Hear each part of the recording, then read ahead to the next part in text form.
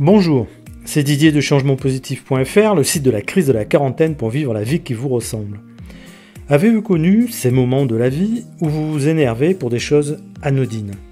Vous savez, lorsque votre fils a mal fermé la porte de la voiture en repartant depuis l'arrêt d'autoroute et que votre voiture vous le signale par un affichage au tableau de bord alors que vous êtes déjà en train de rouler à bonne allure.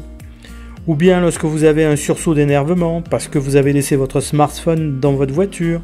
Ou bien encore lorsque vous bondissez parce que vos enfants vous surprennent par des cris joyeux alors que vous sommeillez sur le canapé.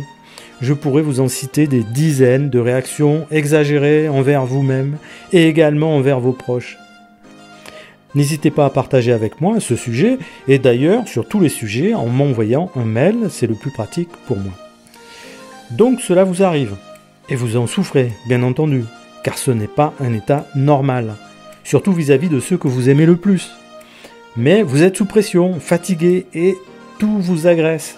Et votre mode de réponse est d'agresser. Quelle tristesse vous ressentez juste après l'éclat de voix ou la tête de colérique que vous affichez. Quel dommage vous causez auprès de vos proches et quelle culpabilité en vous.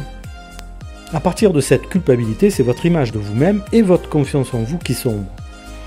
Et oui, c'est un terrain désolant qui s'affiche, pourtant il faut le relativiser si vous voulez en sortir. Pour cela, il faut vous ressaisir et vous occuper de vous. Parce que ce qui vous arrive, à travers ces pertes de contrôle et cette tyrannie quotidienne, ce sont des signaux d'alarme. Ces signaux vous alertent sur le fait que vous êtes allé trop loin dans le surmenage et dans le stress professionnel ou personnel. Comme un volcan, vous êtes en train d'exploser.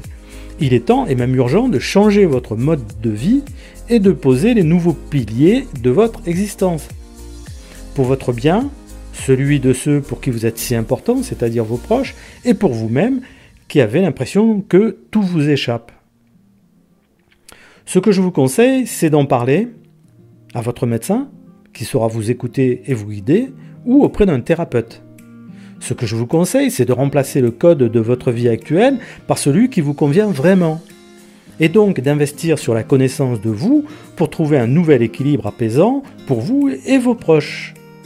Car cette situation causera de gros dégâts dans votre vie privée, émotionnelle et professionnelle. C'est aussi les conditions propices à la dépression. C'est le signal d'une crise profonde qui nécessite que vous investissiez sur vous pour vous en sortir. Mais pas de panique, vous vous en sortirez. Vous avez déjà la bonne démarche en me lisant ou en m'écoutant. Cela signifie que vous êtes conscient que le problème, que la crise est là. Maintenant, agissez. C'était Didier, votre partenaire vers le meilleur de vous-même. Vivez bien votre vie à vous et je vous dis à bientôt.